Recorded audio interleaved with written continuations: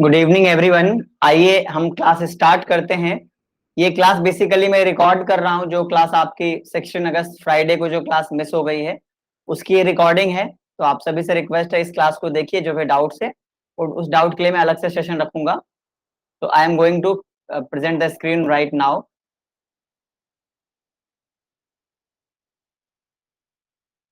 So the chapter name is delegation of authority and decentralisation. Delegation and decentralisation and centralisation भी आएगा इस chapter में। एक एक करके देखते हैं। First of all we should understand what is the delegation of authority. सबसे पहले हम देखते हैं डेलीगेशन ऑफ अथॉरिटी क्या होता है। अथॉरिटी को डेलीगेट करना, इसको एक एक करके समझते हैं बड़े प्यार से। एक बार डेफिनेशन समझते हैं। A manager alone can't perform all the task in the organisation. एक मैनेजर अकेले ही किसी ऑर्गेनाइजेशन में सारा का सारा task, all work can not complete और can not do by a single manager. In order to meet the targets, in order to achieve the goals, the manager should delegate authority। तो यहाँ साफ साफ कह रहा है कि भाई कंपनी के टारगेट को अचीव करने के लिए, क्योंकि वो अकेले सारा काम नहीं कर सकता, he needs to delegate the authority। उसे अपने पावर को और लोगों को भी डेलीगेट करना होगा। ठीक है, चलिए आगे बढ़ते हैं। Delegation of authority means division of authority and powers downward to the subordinates. ध्यान से देखिएगा, downward. Delegation of authority means division of authority and powers. अपने पावर्स का डिवीजन करना, अपने पावर्स को क्या करना, अपने सबऑर्डिनेट्स में देना, लेकिन किस फॉर्म में? Downward. Downward means power always flows downward. For example ये टॉप लेवल मैनेजर है, यहाँ पे सीईओ है कंपनी का, उसने अपने जो डिपार्टमेंटल मैनेजर हैं, like marketing manager, like HR manager, production manager, इनको कुछ पावर्स डेलीगेट कर रखे हैं ताकि ये भी अपने अपने लेवल पे अपना डिपार्टमेंट का सारा वर्क देख पाए। राइट। सो क्या करता है, हमेशा जो आपकी अथॉरिटी होती है, जो पावर होती है, वो डाउनवर्ड फ्लो करती है। अथॉरिटी या पावर हमेशा ही डाउनवर्ड फ्लो करती है। तो ये तो आपको समझ में आता ही है। आगे बढ़ते हैं। एलिमेंट्स क्या होते हैं डेलीगेशन के? तो बेसिकली इसके 3 एलिमेंट्स होते हैं। Right. The first one is authority, second one is responsibility जो नीचे आएगा, and the third one is accountability. हम एक एक करके देखते हैं। First of all authority. Authority क्या होता है? इन बिजनेस ऑर्गेनाइजेशन, बिजनेस में हम क्या देखते हैं?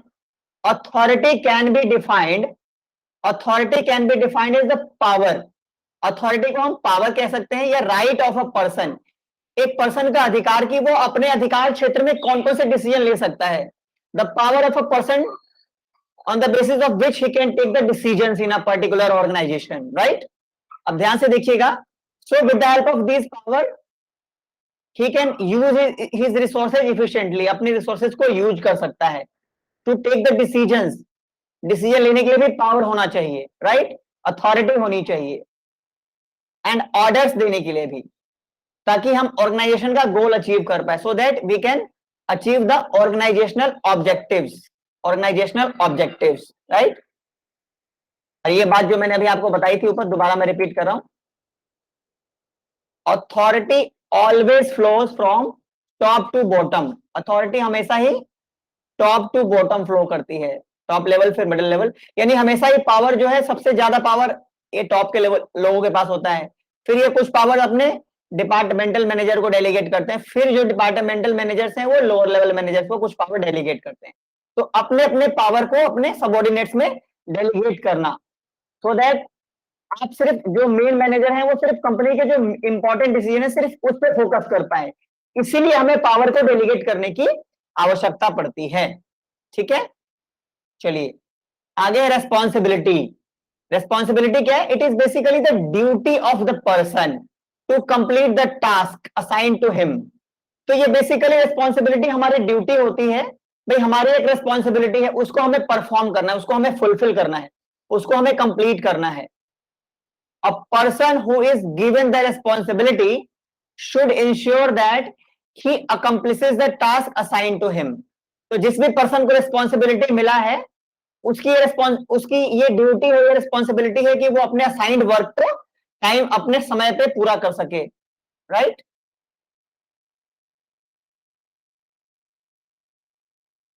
आगे बढ़ते हैं।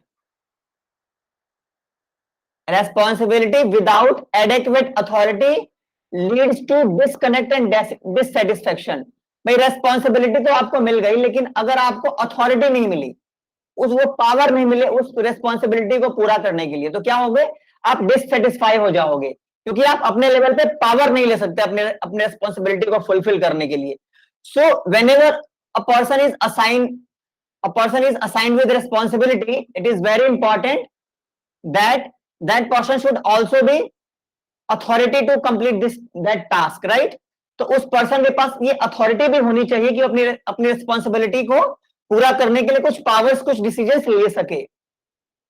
आगे कहता है authority flows from bottom to top. अब ये उल्टा है, ये कहता है जो अथॉरिटी है, सॉरी जो आपकी रिस्पॉन्सिबिलिटी है वो बॉटम टू टॉप, जो भी आपको रिस्पॉन्सिबिलिटी मिली वो आपने अपने जो जूनियर मैनेजर है उन्होंने अपने सीनियर मैनेजर को बताया, और सीनियर मैनेजर ने अपने टॉप मैनेजर को बताया कि भाई हमने अपनी जो रिस्पॉन्सिबिलिटी थी वो इस तरीके से पूरा किया है, जो जो हमें काम असाइन किया गया था, राइट।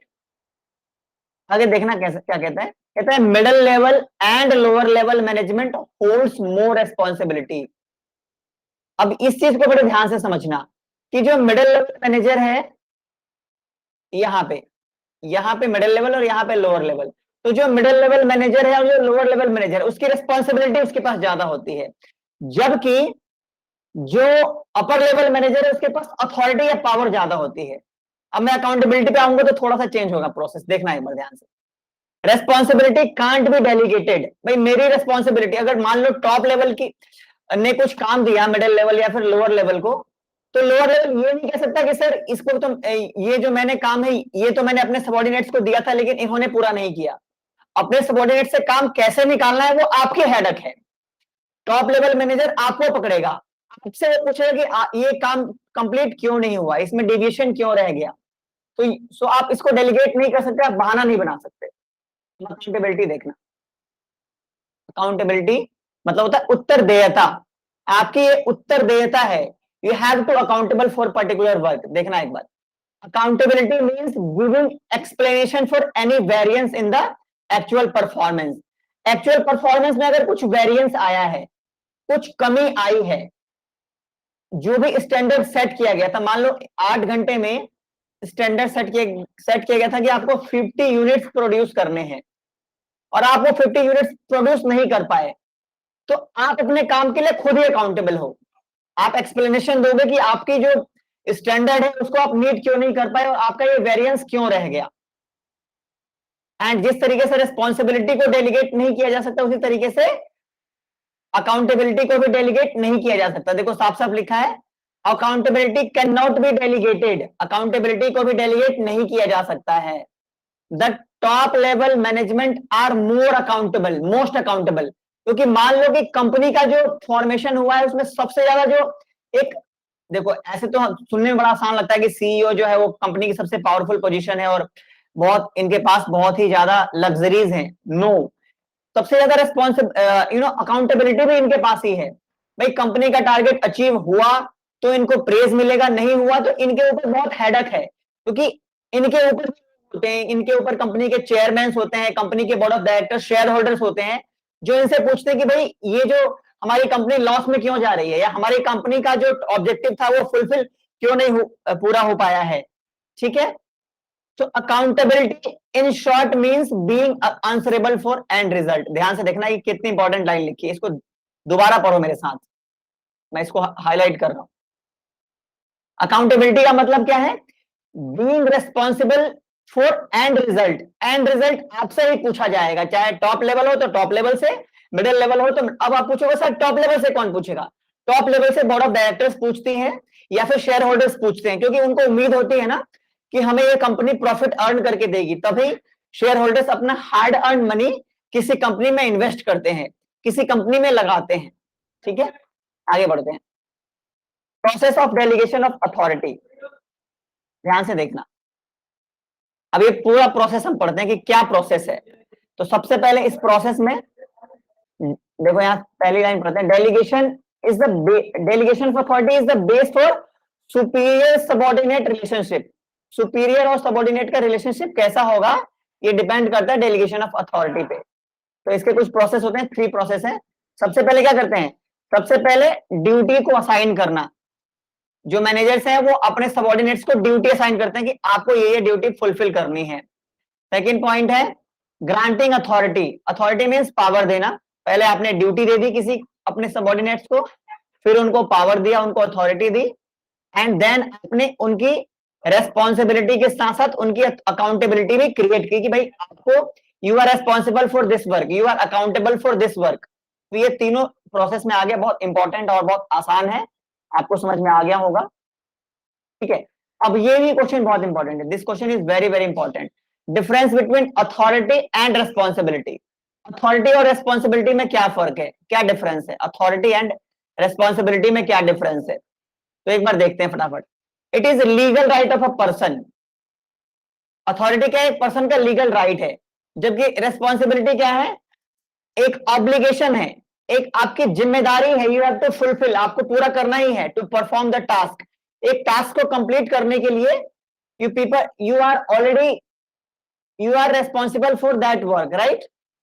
अगला point, authority can be delegated, authority को डेलीगेट किया जा सकता है, किससे, to superior, from superior to subordinate, एक सुपीरियर, एक बॉस अपने सबऑर्डिनेट्स, अपने एम्प्लॉय को अथॉरिटी या पावर दे सकता है, जबकि responsibility can't be shifted, responsibility मतलब आप जिम्मेदारी आपको दी गई है, उस जिम्मेदारी को आप किसी और पे टाल नहीं सकते कि नहीं नहीं ये तो काम हमारे बॉस का, ये हमारा काम, ये हमारे एम्प्लॉय ने नहीं किया, या ये काम इसलिए नहीं पूरा हो पाया क्योंकि मेरे सबऑर्डिनेट्स ने पूरा नहीं किया। नो, यू आर रेस्पॉन्सिबल, आपको अपने जूनियर से कैसे काम लेना है वो आपकी हेडेक है। ठीक है, चलो, it flows from top to bottom, ये टॉप टू बॉटम फ्लो करता है क्या, ये मींस अथॉरिटी, मैंने पहले भी बताया, या सुपीरियर टू सबऑर्डिनेट फ्लो करता है, and it flows from bottom to top, और ये उल्टा हो जाएगा, ये ऐसे फ्लो करेगा और ये जाहिर सी बात है ऐसे फ्लो करेगा,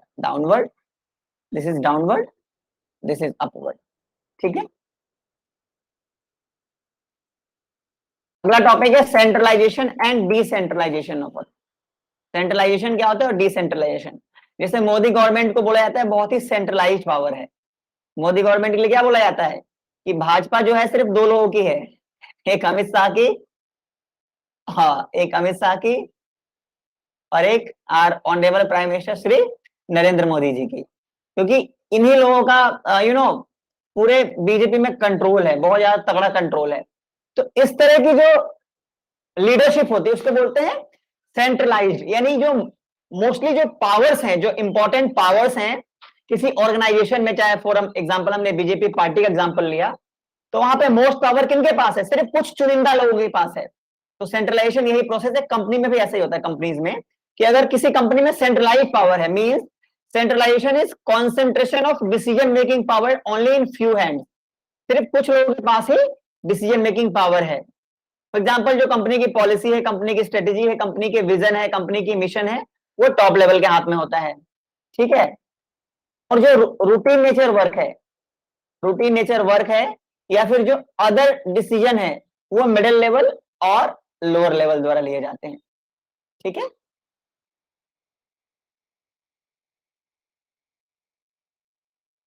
आगे है centralisation is systematic and consistent reservation of authority. अब सेंट्रलाइजेशन में क्या होता है कि आप एक सिस्टमैटिक वे में और कंसिस्टेंट रिजर्वेशन करके रखते हो, मतलब रिजर्वेशन मतलब टॉप जो पावर है, टॉप जो अथॉरिटी है वो कुछ ही लोग आप ही के हाथ में होती है, कुछ जो कंपनी के जो टॉप एक दो या तीन या चार लोग होते हैं उन्हीं के हाथ में सेंट्रल पॉइंट या सेंट्रल पावर्स होते हैं। डिसेंट्रलाइजेशन जस्ट इसके अपोजिट है, and decentralisation is very much similar to delegation of authority, लेकिन दोनों में थोड़ा फर्क है, वो आपको समझ में आ जाएगा जब मैं दोनों का डिफरेंस कराऊंगा। Centralisation is systematic delegation of authority, देखो आ गया ना, डिसेंट्रलाइजेशन है तो डेलीगेशन ऑफ अथॉरिटी लेकिन ये सिस्टमैटिक है, ये टेम्पररी नहीं है, ये सिस्टमैटिक है, एंड ये ध्यान से देखना ये at all level of management, और डिसेंट्रलाइजेशन मैनेजमेंट के सभी लेवल पे किए जाते हैं, चाहे वो टॉप लेवल हो, चाहे वो मिडिल लेवल हो, चाहे वो लोअर लेवल हो, हर एक लेवल पे डिसेंट्रलाइजेशन ऑफ पावर होता है एक कंपनी में, एक ऑर्गेनाइजेशन में। in a decentralization concern, authority is retained by top level management for taking major decision, major decision तो टॉप लेवल के हाथ में होता है, एंड जो कंपनी की पॉलिसी है वो भी किसके हाथ में होता है, टॉप लेवल के हाथ में। और देखो यहां मैंने underline, and rest of the authority, rest मतलब बाकी जो सारी अथॉरिटी है, बाकी जो सभी पावर्स हैं, may be delegated to middle level and lower level. बाकी जो पावर्स एंड अथॉरिटी है उसको मिडिल लेवल और लोअर लेवल में डेलीगेट कर दिया जाता है। अब ये लास्ट क्वेश्चन है इस चैप्टर का कि भाई डेलीगेशन ऑफ अथॉरिटी और डिसेंट्रलाइजेशन दोनों सुनने में एक जैसा ही लग रहा है, दोनों में क्या फर्क है, what is the difference between these two, एक बार जल्दी से देख लेते हैं हम लोग फटाफट। लास्ट क्वेश्चन इस चैप्टर का, फिर हमारा टॉपिक खत्म हो जाएगा। एंड आई रिपीट, ये लाइव क्लास नहीं है, ये मैंने क्लास को रिकॉर्ड किया क्योंकि कल की क्लास मेरी मिस हो गई थी। Delegation of authority and decentralisation कहता है कि managers delegate some of their functions and authority to subordinates. इसमें क्या होता है, कुछ मैनेजर जो होते हैं अपने काम को, क्योंकि सारा काम वो खुद नहीं कर सकते, तो कुछ अपने पावर्स को, कुछ अपने काम को अपने सबऑर्डिनेट्स में बांट देते हैं, उनको दे देते हैं कि भाई तुम ये काम तुम कर लो, और उसके साथ वो कुछ पावर भी डेलीगेट कर देते हैं। Right to take decisions is shared by top management and other level of management. इसमें पूरा एक सिस्टमैटिक प्रोसेस है कि टॉप लेवल जो है मिडिल लेवल को देगा, मिडिल लेवल जो है लोअर लेवल को देगा, ठीक है। रेस्पॉन्सिबिलिटी रिमेन्स विद, अब यहाँ पे आ जाओ डेलीगेशन पे, सेकंड पॉइंट नंबर, ये पॉइंट फर्स्ट था, ये point second. Responsibility remains with the managers, यहाँ पे रेस्पॉन्सिबिलिटी जो है वो उसी मैनेजर की होगी जिसने काम डेलीगेट किया है, लेकिन क्योंकि एक सिस्टमैटिक है और ये हर एक लेवल पे होता है, तो डिसेंट्रलाइजेशन में प्रोसेस अलग हो जाएगा। रेस्पॉन्सिबिलिटी भी डेलीगेट, अभी मैंने पढ़ाया था responsibility can not be delegated, लेकिन डिसेंट्रलाइजेशन में होता है। क्यों? क्योंकि आपने पावर्स भी दे दिए, आपने बिल्कुल एक सिस्टमैटिक प्रोसेस किया है। अगर टॉप लेवल ने मिडिल लेवल को कुछ पावर्स और कुछ रिस्पॉन्सिबिलिटीज दे दी है, तो अब वो सारा का सारा जिम्मेदारी मिडिल लेवल का हो गया है, उसके लिए टॉप लेवल की अब कोई जवाबदेही नहीं है। तो इसमें क्या होता है, ये एक ज्यादा सिस्टमैटिक प्रोसेस है, एक ज्यादा ब्रॉड टर्म है।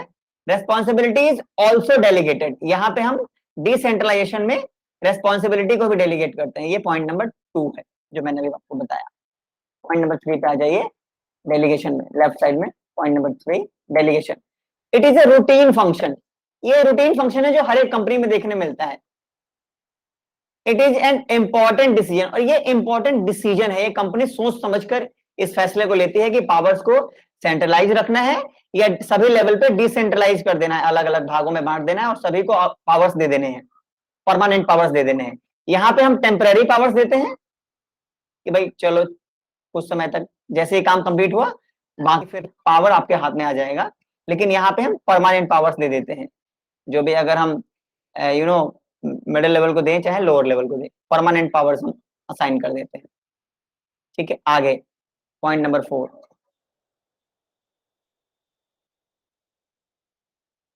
इन this authority is granted by one individual to another. यहाँ पे एक इंडिविजुअल किसी दूसरे अपने सबऑर्डिनेट्स को कोई पावर डेलीगेट करता है, लेकिन यहाँ सिर्फ एक से दूसरा नहीं, यहाँ पे पूरा एक स्ट्रक्चर है कि भाई एक जो पूरा टॉप लेवल है, वो टॉप लेवल जो है कुछ अथॉरिटी एंड पावर्स को मिडिल लेवल को डेलीगेट कर रहा है, जो मिडिल लेवल है वो फिर लोअर लेवल को डेलीगेट कर रहा है। तो ये बिल्कुल एक सिस्टमैटिक प्रोसेस है, और ये सभी लेवल पे, ये देखो ऑल लेवल्स पे किए जाते हैं। तो आपको दोनों का फर्क समझ में आ गया होगा कि ये एक ज्यादा ब्रॉडर टर्म है, डिसेंट्रलाइजेशन एक ब्रॉडर टर्म है, और इसी का ये नैरो पार्ट है, इसी का एक छोटा सा हिस्सा कह सकते हो आप, क्योंकि delegation of authority is part of decentralisation. चलो आज की क्लास खत्म होती, एमसीक्यू है, इसका आंसर मैं आज नहीं बताऊंगा, ये आंसर आपको खुद करना है, 4-5 क्वेश्चन है, एक बार क्वेश्चन पढ़ लो मेरे साथ। Managerial decision which increase the importance of subordinates, ऐसा मैनेजरियल डिसीजन जहां पे हम अपने सबऑर्डिनेट्स के पावर को, सबऑर्डिनेट्स के इंपॉर्टेंस को बढ़ाते हैं, उसे क्या कहते हैं? उसे सेंट्रलाइज्ड अथॉरिटी कहते हैं, या उसको डिसेंट्रलाइज्ड अथॉरिटी कहते हैं, या उसको सेंट्रलाइज्ड भी कहते हैं, बोथ ए एंड बी दोनों हो सकता है, या इनमें से कोई नहीं। आंसर मैं आज नहीं बताऊंगा, आपको सोच के और मुझे, हाँ यहीं पे, यही इसी वीडियो के एंड में मुझे कमेंट करके बताना क्या आंसर है क्वेश्चन नंबर 1 का, और इसी तरीके से बाकी क्वेश्चन है सभी का आंसर मुझे आज ही बता दो। इसी वीडियो के कमेंट सेक्शन में मेरा यूट्यूब चैनल है, इस पे आप मुझे यहीं पे कमेंट करके बताइए। Second question, the lack of faith and confidence of manager. Manager में अगर फेथ की कमी है, विश्वास की कमी है, उसमें आत्मविश्वास की कमी है, कॉन्फिडेंस की कमी है, ये किस चीज का बैरियर है? इससे हमारे ऑर्गेनाइजेशन में किस पे असर पड़ेगा? क्या इफेक्टिव लीडरशिप पे असर पड़ेगा, या कंपनी में इफेक्टिव डेलीगेशन ऑफ अथॉरिटी पे फर्क पड़ेगा, या इफेक्टिव कंट्रोल पे फर्क पड़ेगा, या इफेक्टिव डायरेक्शन पे फर्क पड़ेगा? एक बार फिर से रिपीट कर रहा हूं, अगर आपके ऑर्गेनाइजेशन में आपके मैनेजर्स के पास कॉन्फिडेंस की कमी है, फेथ की कमी है, तो कंपनी में क्या रुक जाएगा? इफेक्टिव लीडरशिप में कमी आएगी, या डेलीगेशन ऑफ अथॉरिटी, पावर्स को डेलीगेट नहीं कर पाएंगे क्योंकि विश्वास की कमी है उनमें, या हम क्योंकि अब मैनेजर में विश्वास ही नहीं होगा तो हम उनको अपना इंपॉर्टेंट डिसीजन दे भी नहीं सकते। Point number C, effective control में कमी आएगी या फिर इफेक्टिव डायरेक्शन नहीं हो पाएगा। ये चार में से जो भी ऑप्शन लगे क्वेश्चन नंबर सेकंड ऐसा लिखिएगा और आगे लिख दीजिएगा option A B C D, comment section में बताइएगा, ठीक है? और आज ही बताना है आप सबको वीडियो देखने के बाद। Question number 3, process of delegation of authority involves, process of delegation of authority यानी डेलीगेशन ऑफ अथॉरिटी का प्रोसेस में क्या क्या इन्वॉल्व होता है? ट्रांसफर ऑफ अथॉरिटी इन्वॉल्व होता है, या ट्रांसफर ऑफ रेस्पॉन्सिबिलिटी इन्वॉल्व होता है, या point number 3, transfer of authority, responsibility and authority. इसका मतलब यहाँ पे रेस्पॉन्सिबिलिटी एंड अथॉरिटी दोनों हो जाएगा यहाँ पे। पॉइंट नंबर सी में क्या हो जाएगा? बोथ, ए एंड बी, क्या ये दोनों होगा यहाँ पे, या फिर इनमें से कोई नहीं? Fourth point, NOTA, none of the above. ये आंसर मुझे कमेंट करके बताइए। I think last question for today's class, और आपको चौथा क्वेश्चन भी बताना है। Delegation of authority make the size of organisation. अगर हम अपनी कंपनी में प्रॉपर पावर्स को डेलीगेट करते हैं अपने सबऑर्डिनेट्स में, अपने एम्प्लॉइज में, अपने जूनियर मैनेजर्स में, तो उससे हमारी कंपनी का साइज, जो कंपनी का आकार है, कंपनी और बड़ी होगी, कंपनी का एक्सपेंशन होगा, कंपनी के नए नए ब्रांचेस खुलेंगे, या फिर कंपनी, तो यहाँ पे ऑप्शन सुन लो, तो इससे क्या कंपनी और छोटी हो जाएगी, क्या कंपनी और ज्यादा बड़ी हो जाएगी, लार्ज ऑर्गेनाइजेशन हो जाएगा हमारा, या हमारा कंपनी वेरी बिग ऑर्गेनाइजेशन, बहुत बड़ा ऑर्गेनाइजेशन बन जाएगा, या फिर option D, it does not affect the size of organisation, size of organisation पे कोई फर्क नहीं पड़ेगा। ये चार ऑप्शन है, जो भी ऑप्शन हो आप लोग मुझे इस वीडियो के कमेंट बॉक्स में चारों क्वेश्चन का आंसर कमेंट बॉक्स में कैसे दीजिएगा? आप ऐसे लिख दीजिएगा, क्वेश्चन 1 का सपोज किसी को ए लग रहा है तो ए लिख दीजिएगा, क्वेश्चन 2 का बी या ए जो भी लग रहा है, क्वेश्चन 3 का ए या बी या सी जो भी, और क्वेश्चन 4 जो भी आपको ऑप्शन लगे वो ऑप्शन आप मुझे कमेंट बॉक्स में बताइए। चलिए आज के लिए इतना ही। ये आपको मैंने बताया कि आज ये लाइव क्लास नहीं थी, मैंने क्लास की रिकॉर्डिंग की थी। आई होप आपको क्लास समझ में आई होगी। जो भी क्लास है मुझे जैसा भी लगा आप अपना फीडबैक मुझे इस कमेंट सेक्शन में बता सकते हैं। मुझे भी अच्छा लगेगा कि मुझे क्या मेरी क्लास में कुछ कमी है तो मैं क्या इम्प्रूव कर सकता हूँ और कैसे मैं इस इंटरेस्टिंग और ज्यादा बेहतर बना सकता हूँ। चलिए आज के लिए इतना ही। Thank you for viewing for watching this video. इसी तरीके से मेरे साथ जुड़े रहिए। Stay tuned with my channel and with my course. आप लोग अगर मेरा ऑनलाइन कोर्स परचेज करना चाहते हैं, लाइव क्लास परचेज करना चाहते हैं, तो आप मेरे व्हाट्सएप नंबर पे, मैं अभी इसी वीडियो के एंड में डिस्क्रिप्शन में आपको अपना कॉन्टेक्ट नंबर दे दूंगा, वहां आप मुझे कमेंट बॉक्स में आपको मेरा कॉन्टेक्ट नंबर मिल जाएगा, वहां मुझे आप व्हाट्सएप पे मैसेज करके मेरे साथ ऑनलाइन क्लासेस के साथ जुड़ सकते हैं या फिर मेरे रिकॉर्डेड वीडियोज में परचेज कर सकते हैं। Thank you very much.